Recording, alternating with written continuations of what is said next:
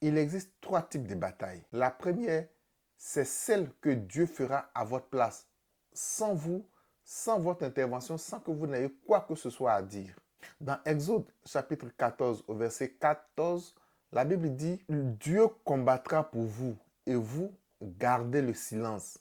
Je pense que c'est assez clair. Sur ce verset-là, il est clair que nous n'avons absolument rien à faire, juste de regarder et de laisser Dieu faire le combat pour nous. Par contre, il y a le combat où Dieu combat avec toi. Dans Josué chapitre 1 au verset 9, il dit « Prends courage, fortifie-toi ». C'est donc dit que Josué doit trouver le moyen de prendre courage, donc d'être courageux et de trouver la force pour que Dieu puisse l'accompagner, pour que Dieu puisse combattre avec lui. Ce n'est donc pas Dieu qui mènera le combat à la place de Josué, mais il combattra avec Josué. Et en troisième point, il y a la bataille pour laquelle Dieu n'interviendra jamais. Pourquoi? Parce que c'est de la responsabilité de l'homme, surtout lorsque l'homme est celui qui maintient la porte ouverte.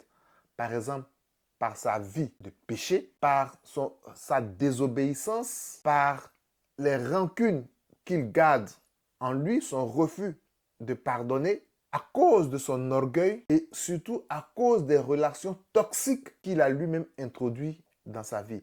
Il faut savoir que nos relations, Dieu met au devant de nous tous genre de personnes. Il nous connecte avec des bonnes, il nous connecte aussi avec des personnes mauvaises. Et chacune de ces personnes-là, ça dépend de nous de choisir avec qui est-ce que nous nous mettons en relation. Ainsi donc, si nous nous mettons en relation avec une personne qui nous est toxique, c'est à nous de sortir de cette relation-là. Ce n'est pas Dieu qui combattra pour nous. Donc, Dieu ne nous dira jamais de sortir d'une relation si nous-mêmes, nous voyons que cette relation-là, elle est toxique pour nous. C'est aussi simple.